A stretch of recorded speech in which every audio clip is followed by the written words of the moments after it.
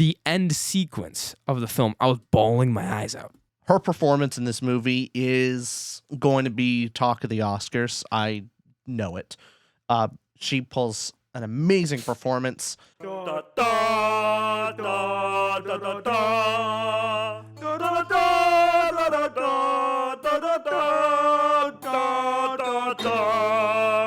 Welcome back, everybody, to a Two to Real movie review. I'm one of your hosts, Austin. I'm the other host, Richard.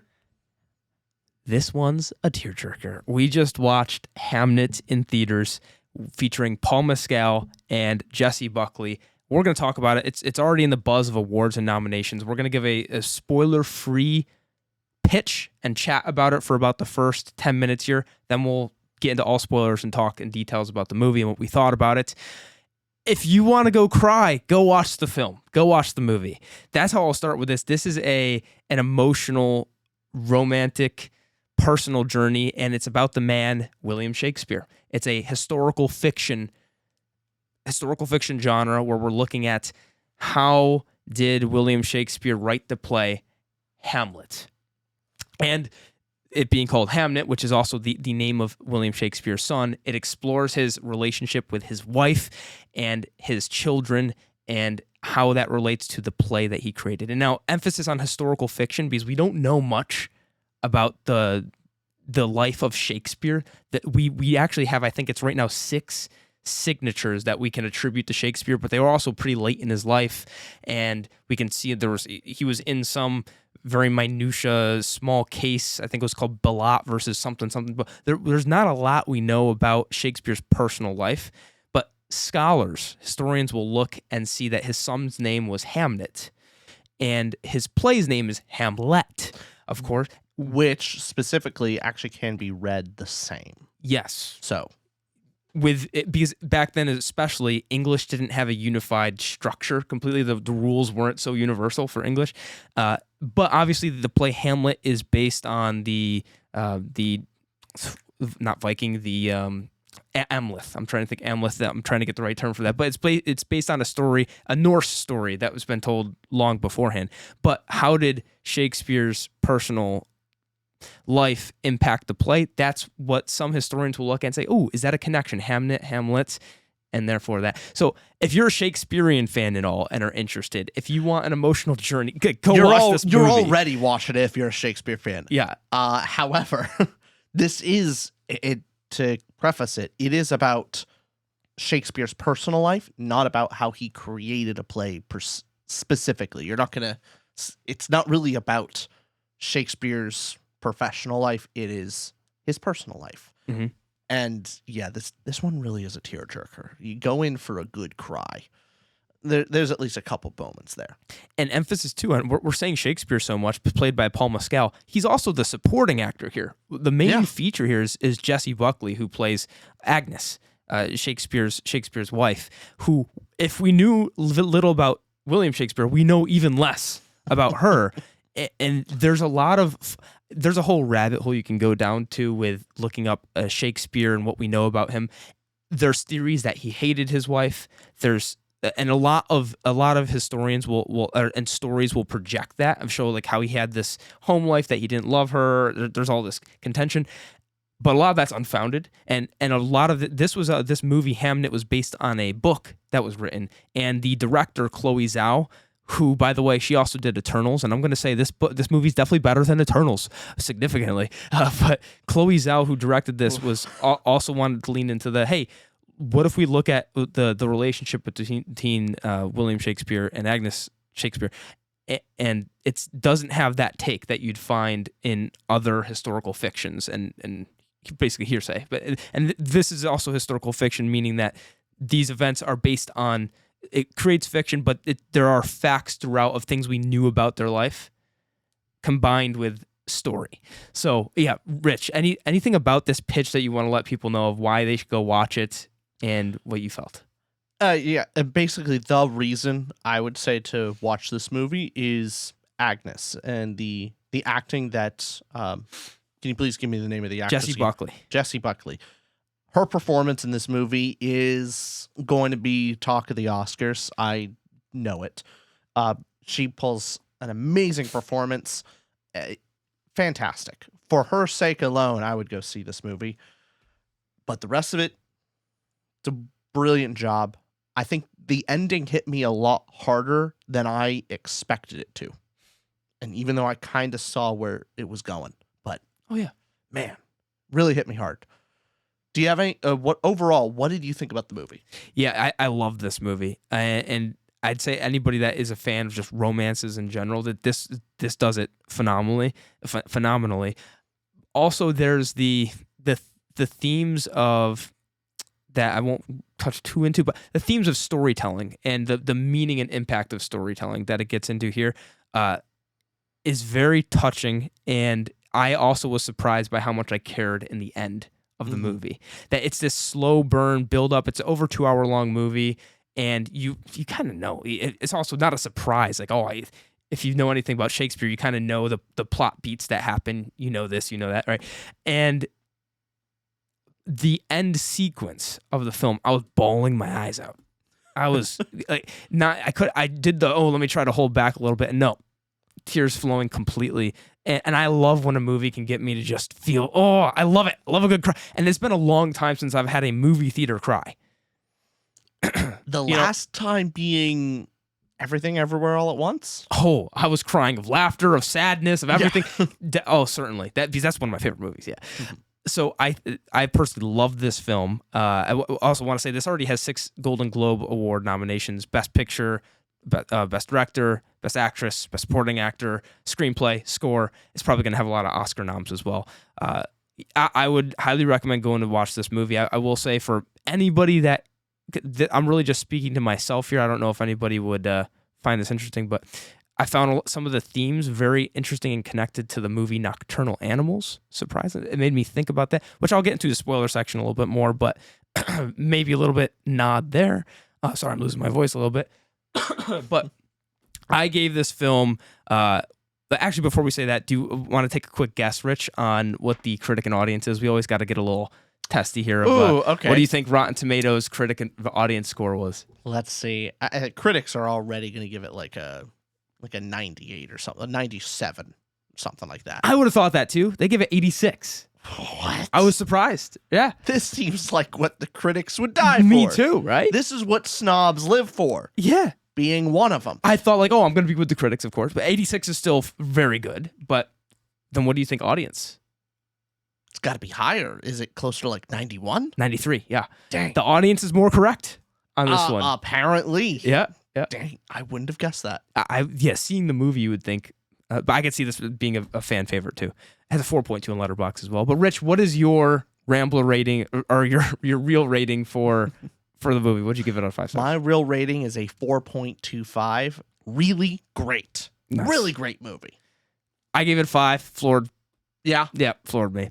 Now, did the movie from minute 1 to the last minute floor me? No, but the ending and how it all came together like floored me. So you can see our scores down below. My highest scores are the emotional impact and the thought-provoking nature of the movie, and also dialogue acting is also phenomenal. So those are the 3 that brought me to my 5. Those 3 aspects. Whereas the still great characters and plot, but those weren't the plot was not the feature. But still, yeah. What about you? I actually have plot is the lowest for me, but highest being emotional impact and the dialogue and acting. Yeah. I think that'd be pretty obvious when we get into the full spoiler discussion. But yeah, great movie. Go see it. If you don't want spoilers, this is your time to check off now. You've been warned. Let's get into spoilers. All right, spoiler warning, Kate. Now, I'm going to give a quick overview, yeah. Quick plot snapshot. We get introduced to William Shakespeare as he meets Agnes, this orphan girl of the forest, witchcraft, wizardry kind of woman. Anyway, they fall in love. They have tumultuous relationship with their families as they fall in love. Agnes has one child, then has twins. And during this process, William Shakespeare is becoming William Shakespeare, writing plays, going off to London, and commuting back and forth. While he is away in London, his son, Hamnet, dies. And so now they're left with their 2 children, their two daughters, and Agnes, due to partly that William was not there when Hamnet died. In addition to the day after Hamnet died, William went back to London and said, I have to go back. The troop needs me. I can't stay. And from this on, like, Spurns was like, you didn't care. You, like, just leave then. You clearly didn't care enough about your son to even grieve for one day. But as the ending shows that William did care, he processed his grief through the play that he wrote, this tragedy, Hamlet. And in the end, Agnes sees the play and sees how one connects with how William saw his son and has this more cathartic goodbye to her son through William's play. That's the movie. And now the emotional impact. What did you give it out of 5 stars, Rich? 4.5. Spectacular. I give it 5. I was wowed and floored and befuddled. Yeah, and as you summarize the movie, it's certainly that end sequence which gets the tear jerking, the emotion, all of it, and we see it coming. I mean, if you know a little bit, we know Hamnet in the real world dies, so likely in this story too. But also, you see him playing sword with his dad. You see how lovey and lovey-dovey the family is. You know it's gonna hit. You know it's coming.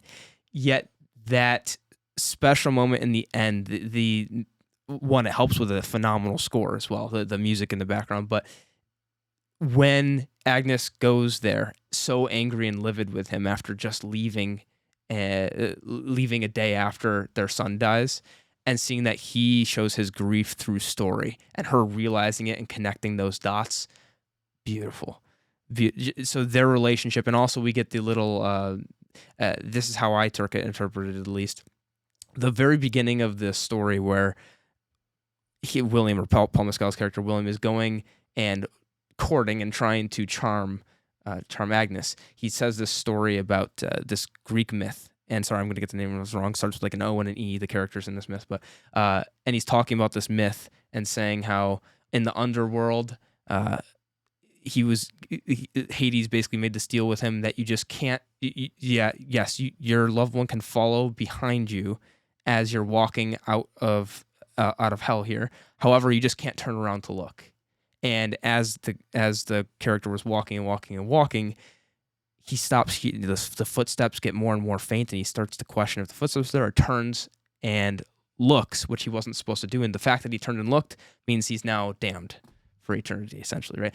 He says that story early on, and we see in the end sequence how he's walking away off the stage, turns, sees her, and so it connects back to that moment where they met in the forest. And also it's not just connecting for them. The special moment too is it's between William and Agnes, but then we see the actual actor Hamlet, who is giving this passionate monologue on stage, or would it be a soliloquy on stage, monologue, right? Is giving this passionate performance, and he sees a hand reach out, and it's Agnes's hand, because she has these foresty powers where she'll hold a hand and she can see futures, and she holds Hamlet's hand because she's connecting with her son again.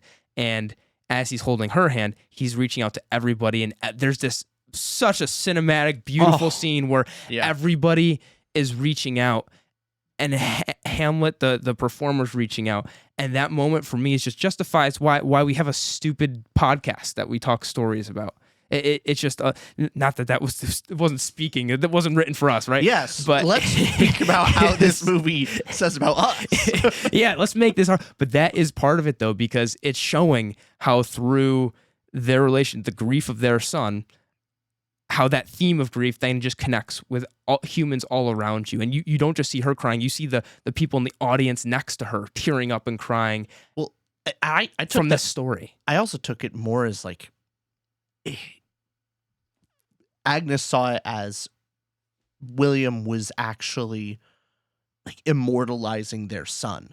Absolutely. Her looking around, realizing like everyone is crying and grieving my son. And like it felt more impactful of like, oh, this is immortalized. And like now everyone can understand the pain that William went through with the loss of his son, and like I connect through that. So that is partly how I took it as well. Yeah, definitely how I God. took it too. Yeah. So I mean, that just hit every single note, and up to that moment of the movie, I was really enjoying I was enjoying it, but Yeah. it was that sequence right there that made it so worth it, and also I love that we got to see the play out quite a bit. I was curious if it was how much of the play we were gonna see.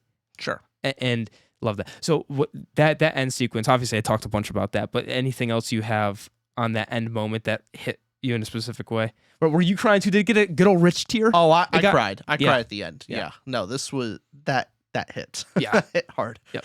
But yeah, I was shocked. I really loved the journey that Agnes was going on in the very beginning of the play, of like incredibly upset of like, how dare you say my son's name? Like it to her, it started off as this cheap thing of how dare you use this influence, like he was a real boy. Why are you making this fiction of him? And that fiction coming alive, and her connecting to her son through the story. And yeah, that touched me. But we talked about that scene. Another really emotional scene for me in the movie, I think most people would probably agree after watching it, is specifically Hamnet and his sister, of when he... Oh, yeah.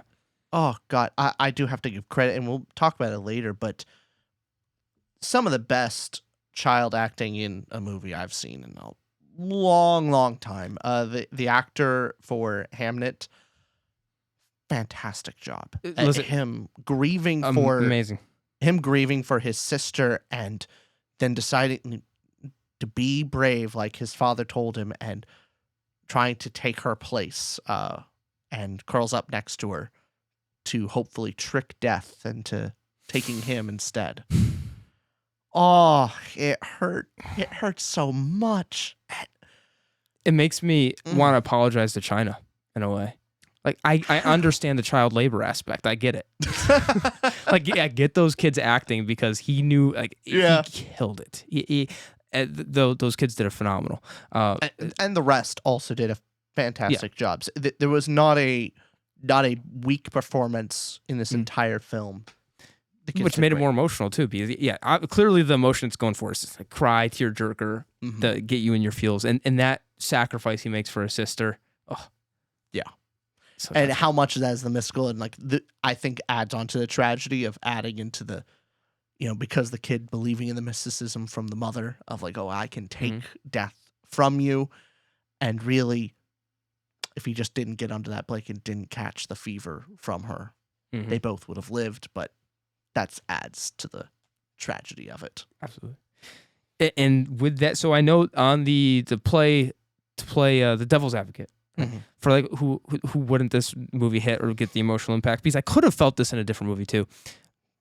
I'm just defending the Harrys out there, right? Because we watched this movie with Harry and Jack, our buddies, and Harry didn't like it, but Harry's a robot. Yeah, of course he is. That's not the movie's fault. No, it's Harry, the broken Tin Man. But the criticism that I've had for other movies that try to be melodramatic, and that is the word. It's melodramatic. It's it's going for it. People could say Oscar baity, and just look, it's trying to get you to cry. It's doing those. It's hitting the right notes and all that. Why didn't it feel that way for you? Because that would be an interpretation of the film as well, of just going like, oh, I get it. I'm supposed to cry. And to be fair, I've had that opinion on other like Oscar films from the past decade. Like I'll watch one and then go like, I'm checked out because something doesn't work. But clearly, obviously, this one worked for us. It worked for me, and maybe it has to do with the happy moments in between. Really worked. It didn't overdo it in that sense of, I think often a melodramatic movie will try to be extreme per se, of show like the character is so happy, has it all, and then loses everything, and then overly dramatic to that point, like, and it just feels campy. This one, I think the movie does such a good job of showing the little tragedies and the little struggles that both William and Agnes have in their lives. Yeah. and those little tragedies building up to the much bigger one. And the disconnection, it's not a full explosion. It doesn't go too far in its, and I know the loss of your child, that is the ultimate tragedy. Oh, she's screaming. She's completely, yeah. Especially the smaller, but also the small tragedy after of the disconnection that comes about with between William and Agnes of this has torn their family apart. That tragedy being lesser, but that's the one that maybe mends by the end. I think all that stuff really worked together. So yeah, absolutely agree. And the reason why I did not give it a 5 is on emotional. But there were just some of the scenes where I am not as pulled into as well. Like it didn't grab me from the beginning of the movie. It's that a couple big moments and scenes took me in. So that's just the only reason I'm not giving it a 5 per se. Yeah, it did simmer. But when it got to boiling temperature, well, I'm gonna stop with the cooking stuff. But yeah, when it boiled, it boiled. And yeah, in the plot section, I do want to discuss that, especially that early section as well. I'll have more to say there. But yeah, do you have anything else to say for emotional? No, let's move on. Okay, for thought provokingness, what'd you give it out of 5 stars? My gut was initially a 3.75 of really good. My gut was also like a 4 or so, but I did give it a 5 stars floored me. And here's the thing, and I may start to agree with you on this, and I want to talk it through you. Yeah. As far as what the movie has to say, like, does it say anything particularly profound that I haven't heard before? Well, of course not. Yeah. No, Yeah. It's not particularly unique, but the execution of it is so well done that it becomes one of those. If we're judging on our scale, one of the highest honors a work can actually have is like, does it become your new example piece of this is what you would this is what you would show to someone of like to try and explain an idea to best express it, and to express the importance of stories and how people can live on through stories, and how we the living can connect with the dead and deepen our relationship, and how it allows us and strangers to empathize. Yeah, this has got to be one of them. That is why I gave it a 5, because it's one of those that executes that idea so well and so profoundly, where the life of Hamnet, their son, is immortalized because of story.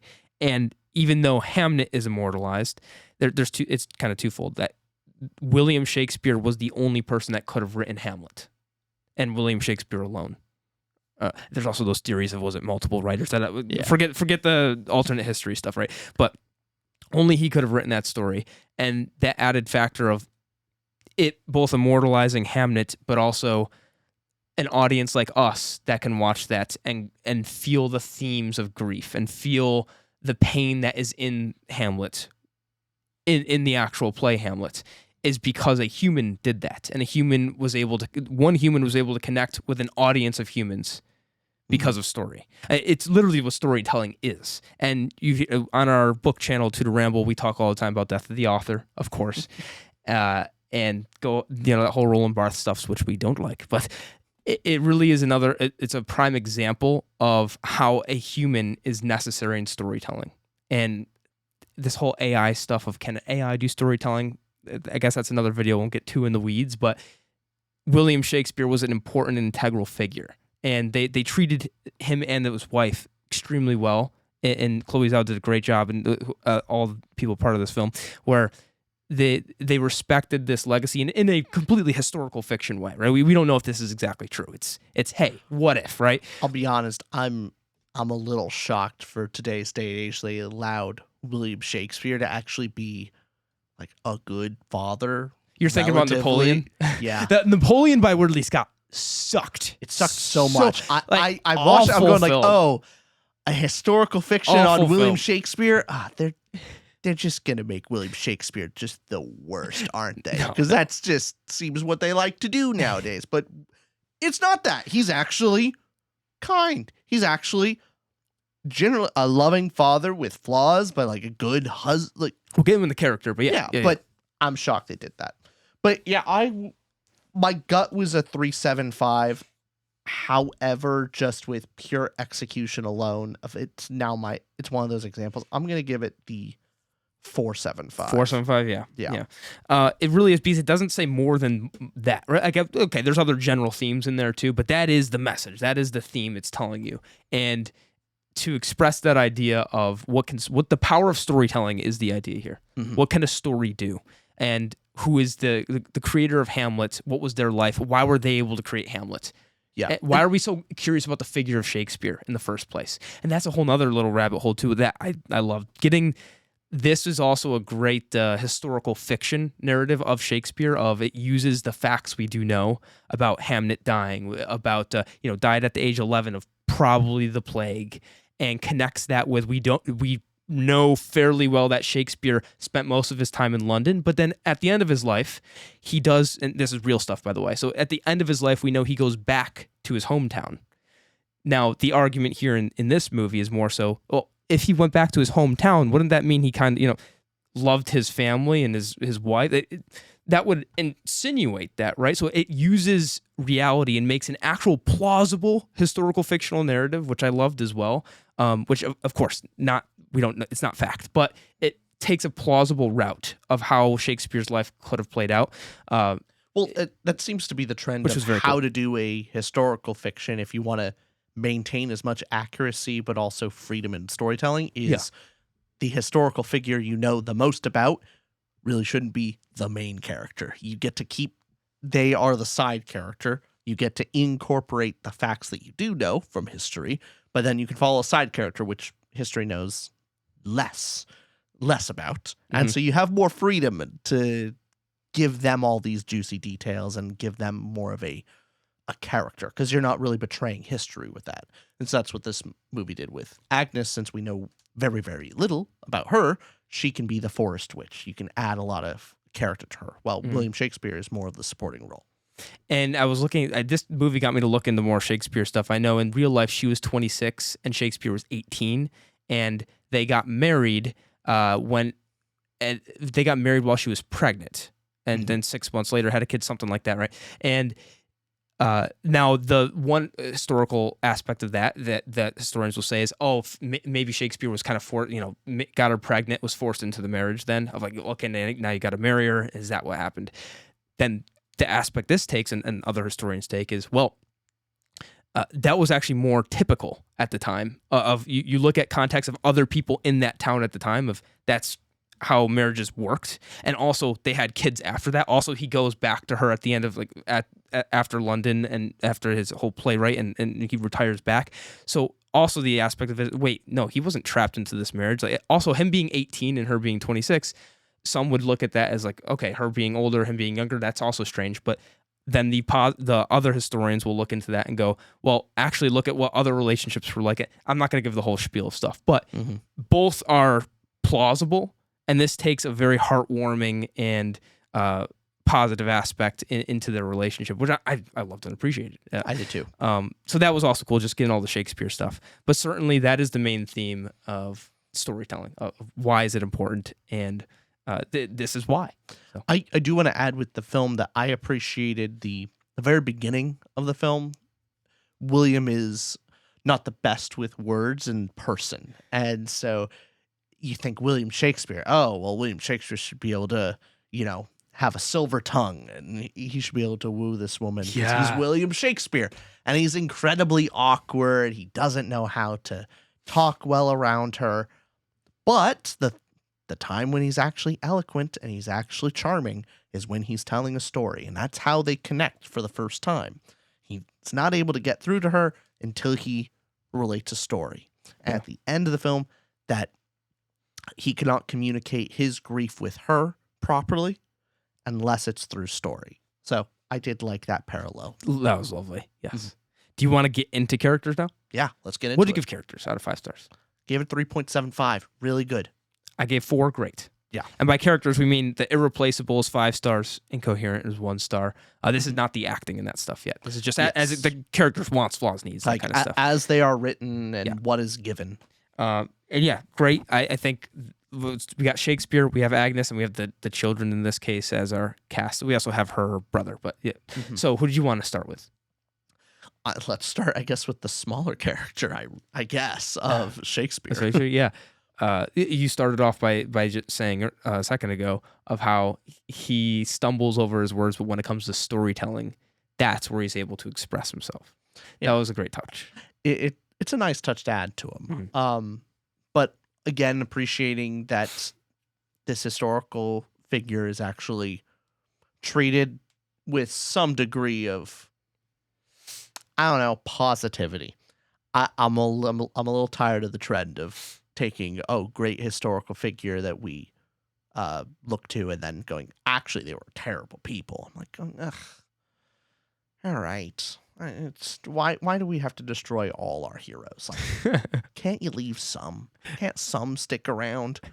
Like, so I liked that. I liked that he was a good man, flawed, but kind to his children, supportive of his wife. Yes. Like all these good things. I appreciated it. Yeah, he had a great effect for all of his kids. You saw that in the sword fighting of, hey, when he leaves, telling his son, like, hey, you got to be brave. You got to be brave.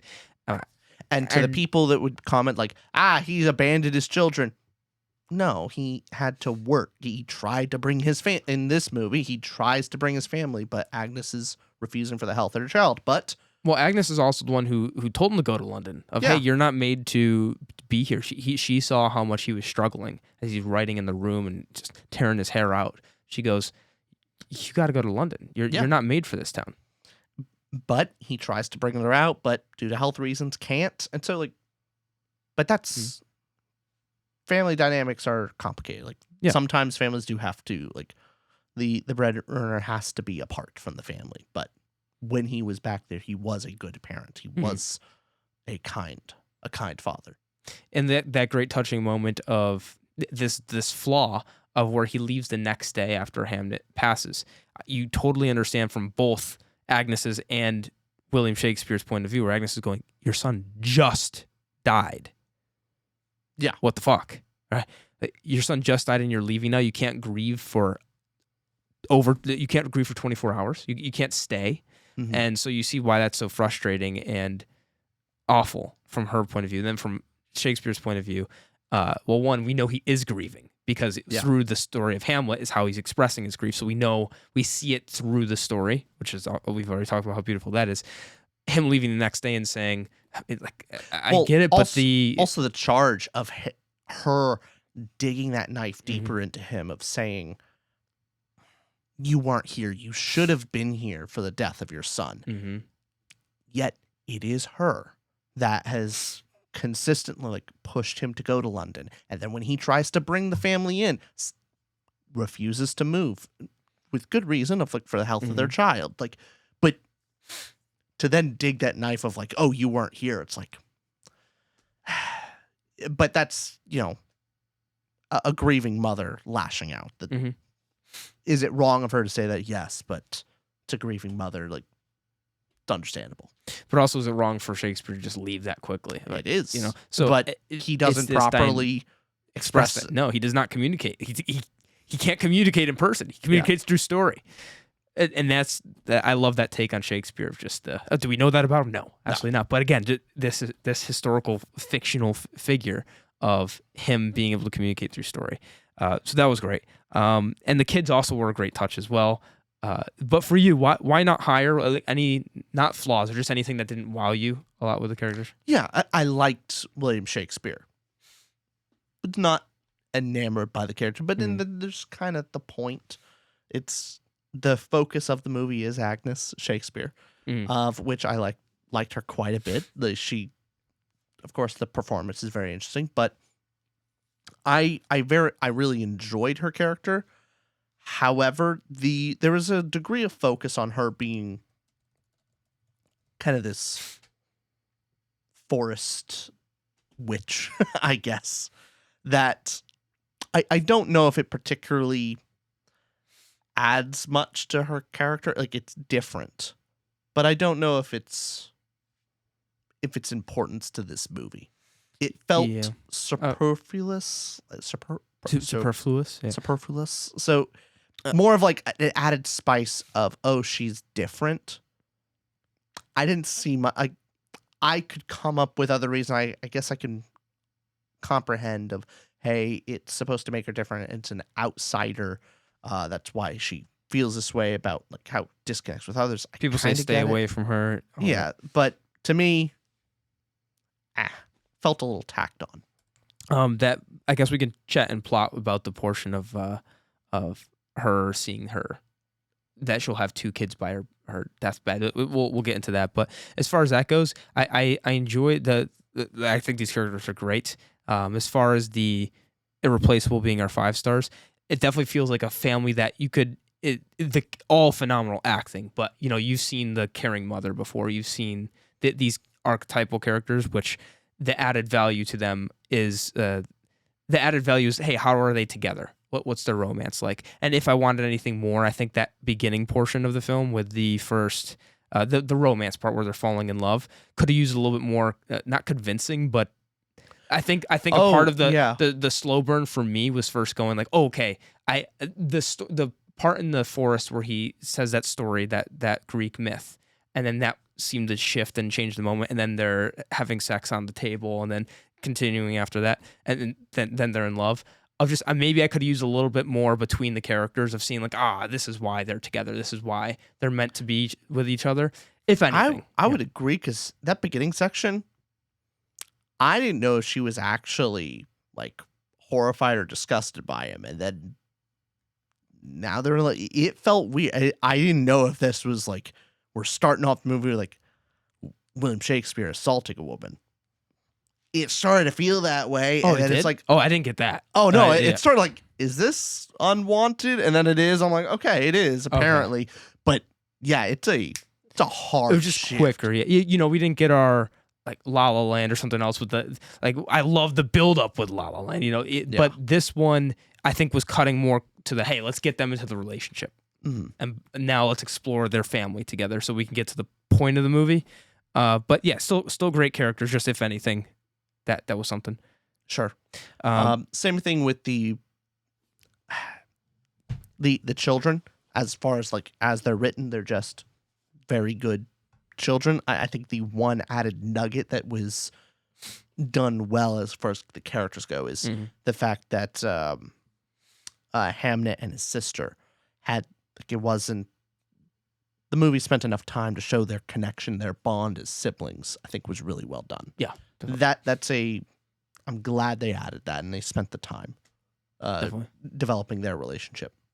And Agnes's character of this grieving mother who this forest nymph has this vision where she can sense things or see things sometimes.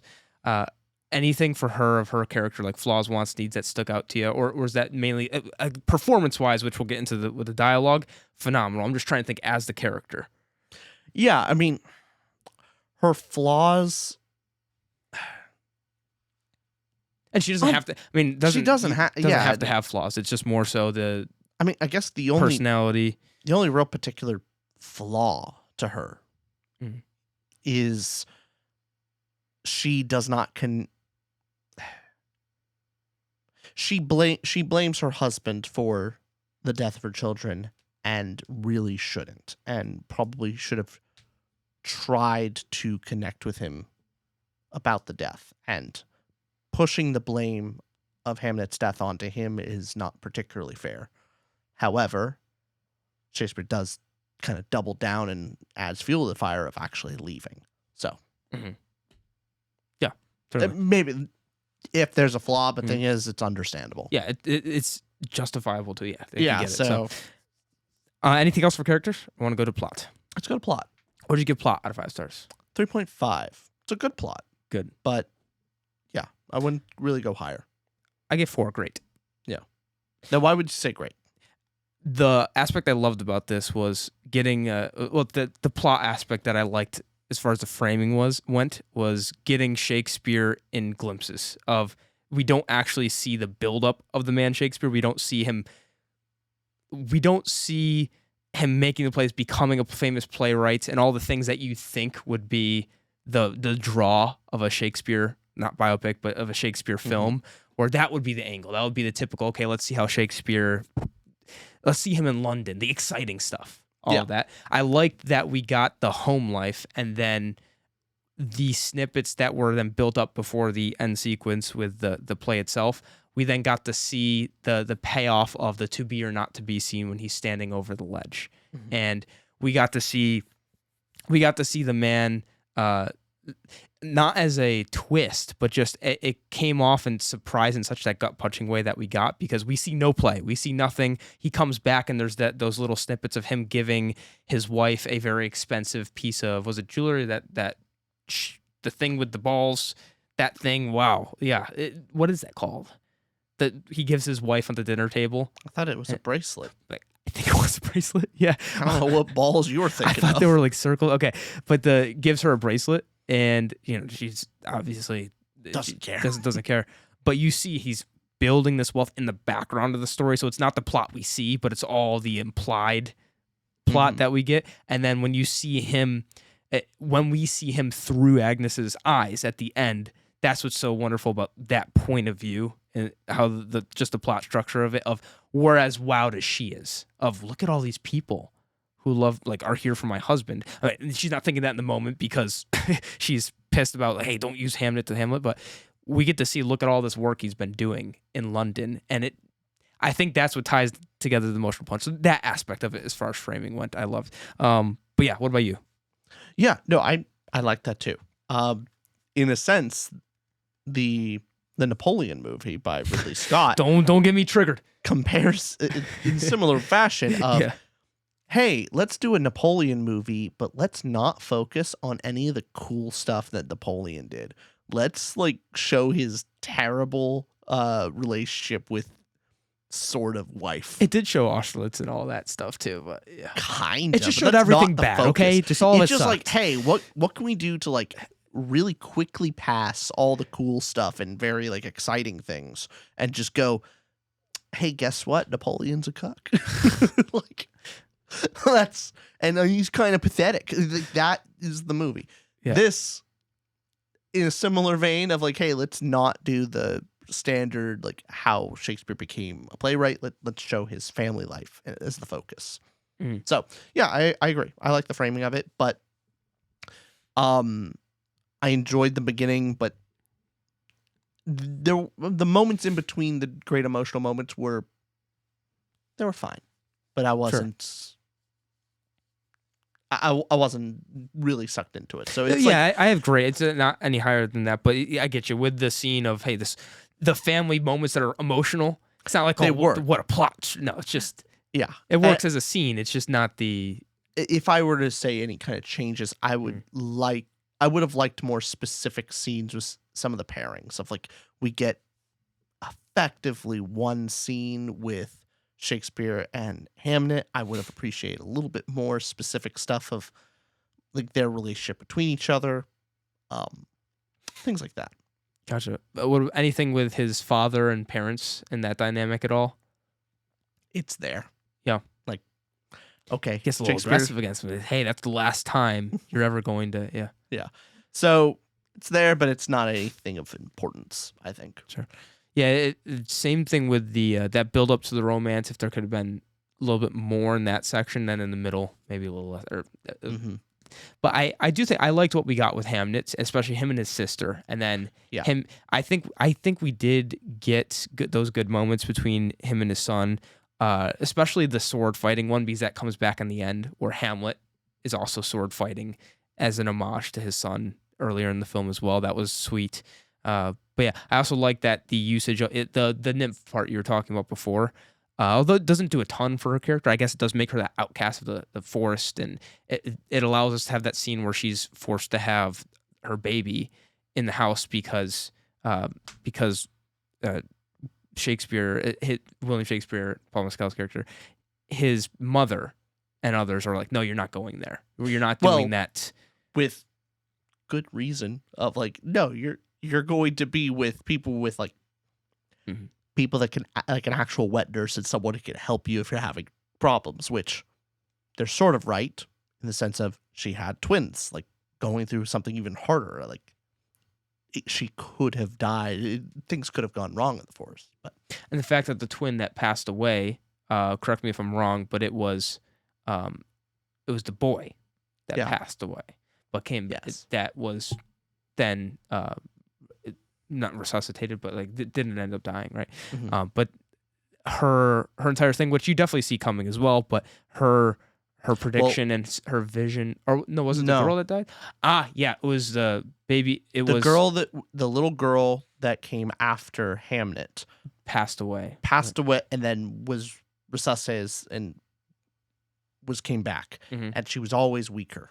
Right, and then she got the plague, but then Hamnet sacrifices himself, or He dies. Yeah. draws it to him and symbolically sacrifices himself, right? But yes, with that scene, sorry, where were we getting at with that? What were we just talking about prior to that? That sequence.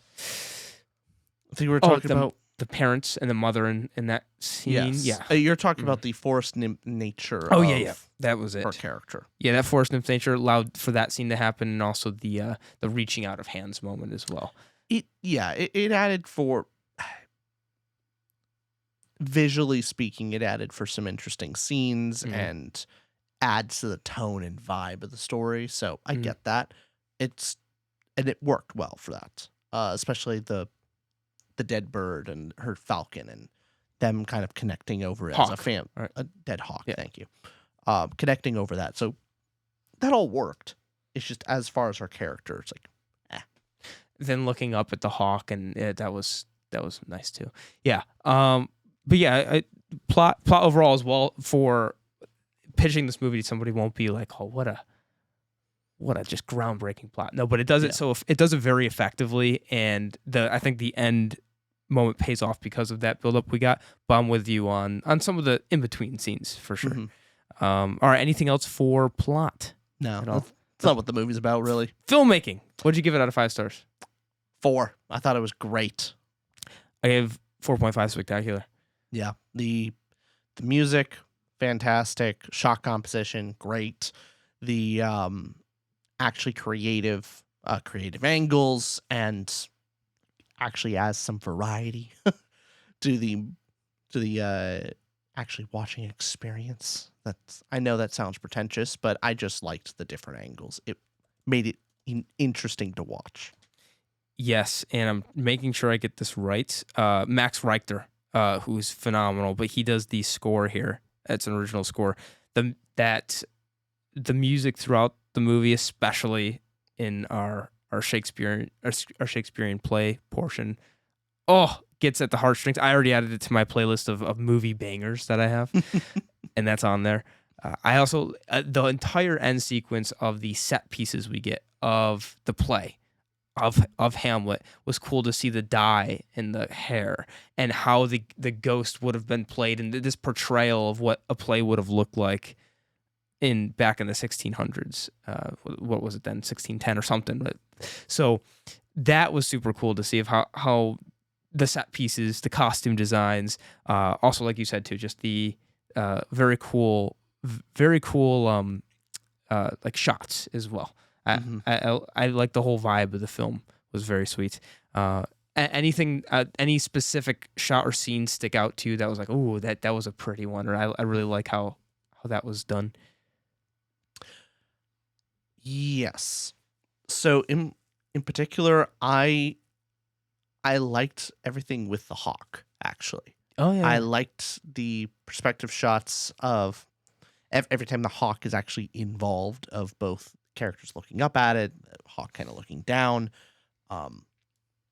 how that bird's eye view, that tied into how when Hamnet died, of him looking up for the hawk as well. I enjoyed that through line and connection, and mainly signifying like looking up to the heavens as your loved one goes, and then looking down. So as they are as a family looking up together to take their wishes that the hawk will carry their wishes to the other side. How tragic it is of Hamnet doing it by himself when he's on death's door. And I really liked how that was done. So That was very cool. personally, I like those shots. Mhm. Other than that,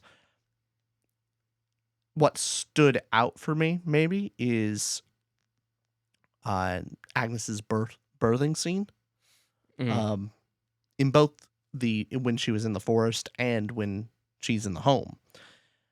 I would imagine many of those other scenes are kind of like lower, like eye level with the character. If you like in one of these type of scenes, like a character giving birth, eye level, normally close on the face, to give the to show the anguish on like the pain on the mother's face.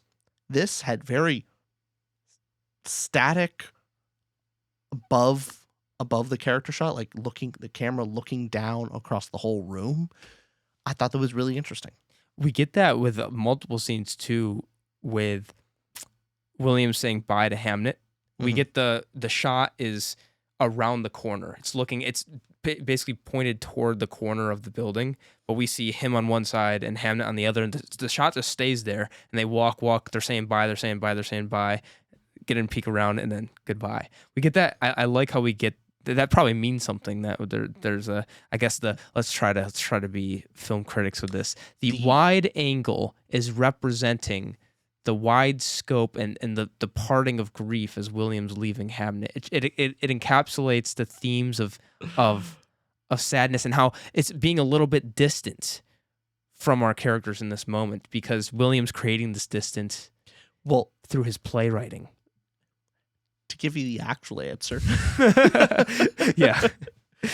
standard movie stuff is, and this is like basic, like you can play with this, but Yeah. generally rule of thumb is when the character feels anxious, claustrophobic, camera zooms in. Of like high stress, you zoom in on the character.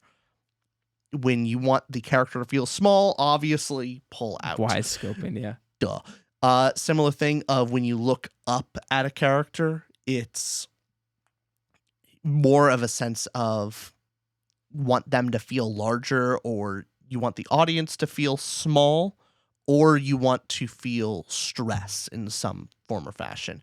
And when you're looking down, you're trying to, make the character feel small or make the situation that way. So with the birthing scene and some of these more important scenes of the omniscient point of view and pulled out, I think is very interesting because it's a very personal, intense moment of the character is in a bunch of stress, birthing a child. And then the above ground making the character feel smaller than the miracle of life type of thing. That's an interesting choice for this movie and makes it harder for the actress to actually get it across because she's smaller on the frame, but she does an amazing job with it. So that's what I thought. Interesting choice for the shot. Yeah, definitely.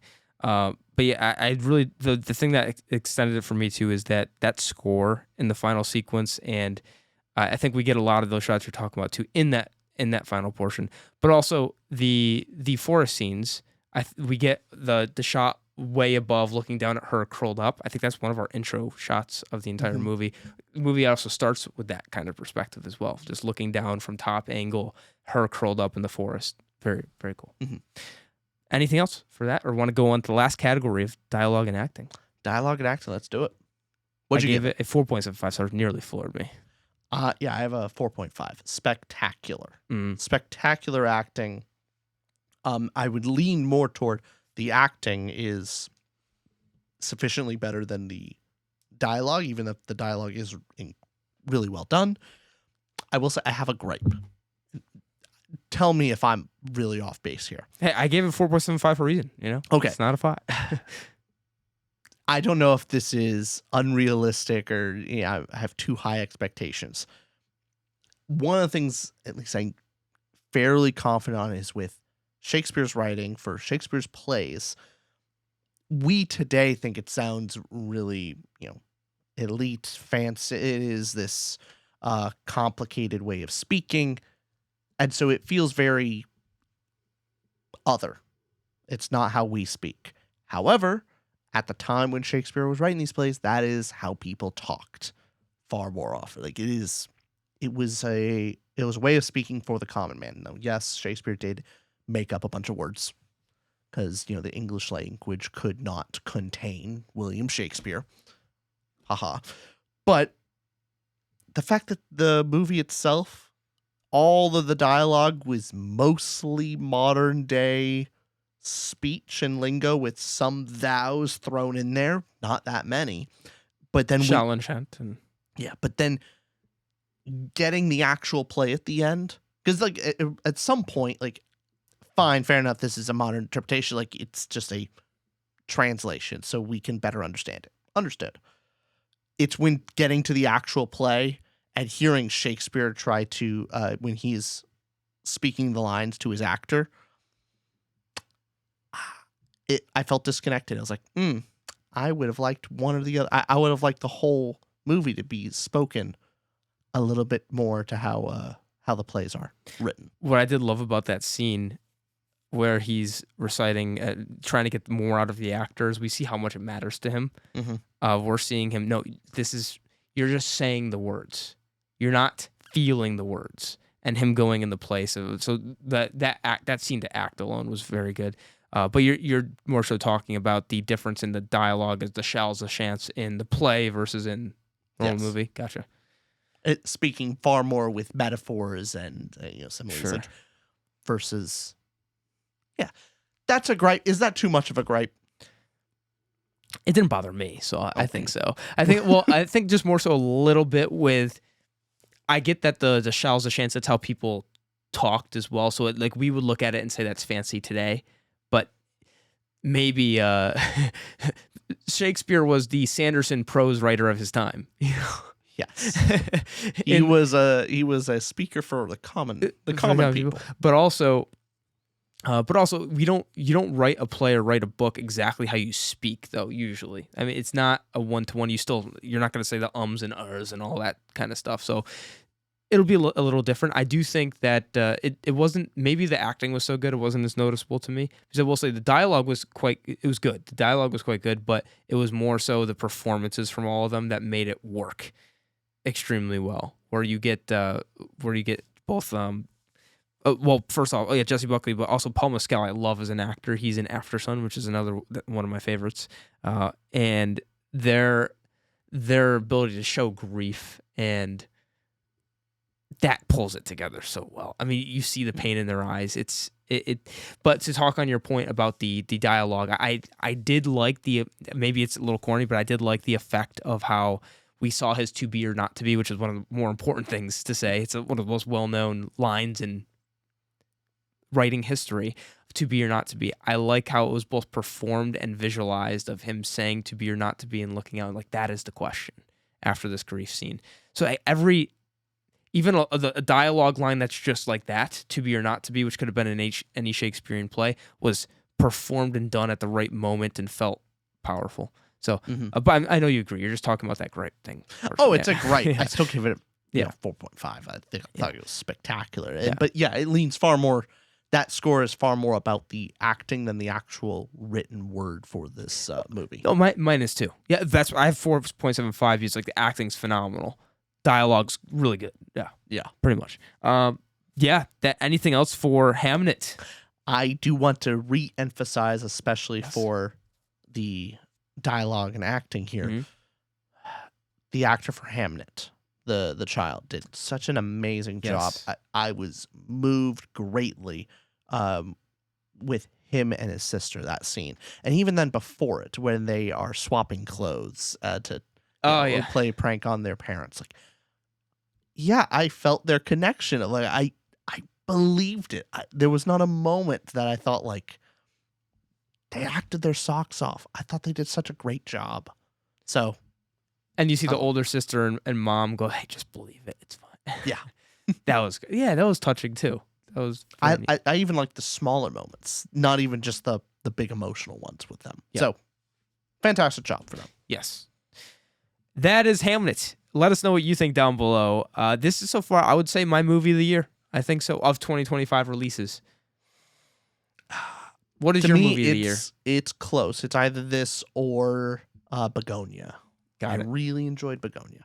Mine is this and Good Boy. And then Begonia would be Good Boy. third for me. But yeah, I like Good Boy more than Begonia. yeah, so. mine would probably go Hamnet, then Good Boy, then Begonia for the year so far. Of what I've watched. I've only watched like a dozen films that came out in 2025, but I'd say Good Boy edges out for me. Hamnet, yeah. Edges out. Just They're both 5 stars for me. So Yeah. I whichever one, just take your pick. All right, that is Hamnet. Let us know what you think down below. Hope you enjoyed this movie review. We'll catch you on the next one. bye-bye, everyone. Bye bye.